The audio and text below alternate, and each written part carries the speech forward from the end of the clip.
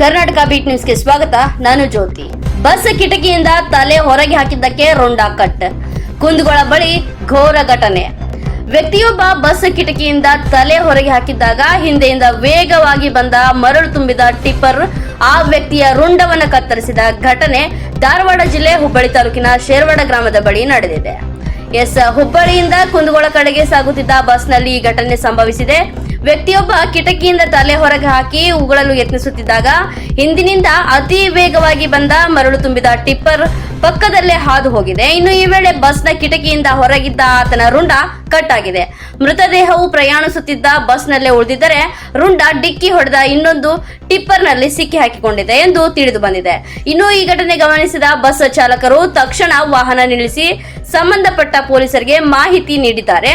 ಸ್ಥಳಕ್ಕೆ ಧಾವಿಸಿದ ಪೊಲೀಸರು ಪರಿಶೀಲನೆ ನಡೆಸಿ ಮುಂದಿನ ಕ್ರಮ ಕೈಗೊಂಡಿದ್ದಾರೆ.